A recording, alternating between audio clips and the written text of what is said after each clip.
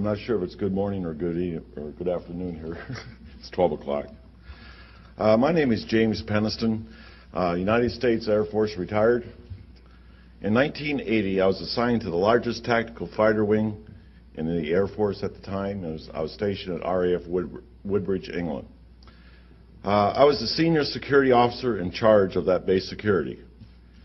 At that time, I held a top secret U.S. and NATO security clearance and was responsible for the protection of the war-making resources for that base.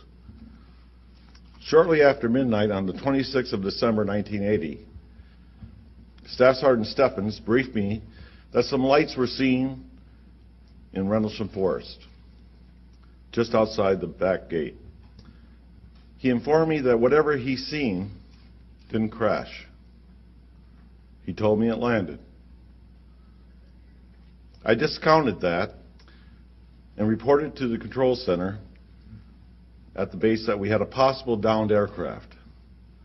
I then ordered Airman Kabanzak, A1C Burroughs to respond with me off-site. When we arrived to the suspected crash site, it quickly became apparent that we were not dealing with a plane crash, or for that matter, anything else we've ever responded to. There was a bright light emanating from an object on the forest floor. As we approached it on foot, a silhouetted triangular craft about 9 feet long, 6.5 feet high, came into view. The craft was fully intact and sitting in a small clearing just inside the woods. As the three of us got closer to the craft, we started experiencing radio difficulties. I then asked Airman Kabanzak to relay the radio transmissions back to our control center, act as a relay. Burroughs and I proceeded towards the craft. When we came up on the triangular-shaped craft, there were blue and yellow lights swirling around the exterior as though they were part of the surface.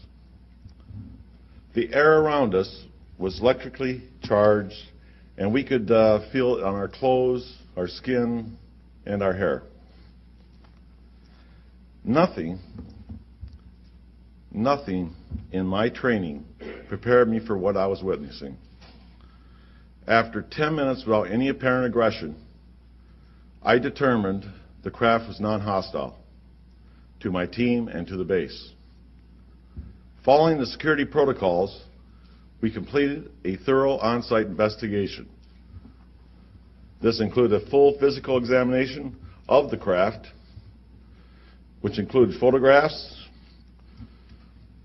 and my notebook entries that I had at the time, and relays with the radio through Airman Kabanzak to our control center. Those were required. On one side of the craft, there were symbols that measured 3 inches high, and they're approximately about 2.5 feet long. These symbols were pictorial in design. The largest symbol was a triangle and was centered in the middle of the others. These symbols were etched in the surface of the craft, which was warm to the touch. Even though it looked like black onyx, it felt like metal. The feeling I had during the encounter was like no type of aircraft that I've ever seen before. It was in the Jane's Book of known aircraft or anything I've seen since. After roughly about 45 minutes, the light from the craft began to intensify. Burroughs and I then took a defensive position away from the craft as it lifted off the ground without any noise or air disturbance. It maneuvered through the trees and shot off at an unbelievable rate of speed. It was gone in a blink of an eye. In my law book that I have right here, I wrote, "Speed, impossible." That night, over 80 Air Force personnel, all trained observers assigned to the 81st Security Police Squadron, witnessed the takeoff. The information acquired during that investigation was reported through my military channels.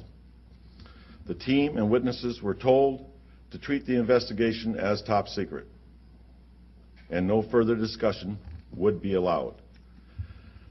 The photographs that we retrieved from the base lab, 2 rolls of 35 millimeter, of course, were apparently overexposed.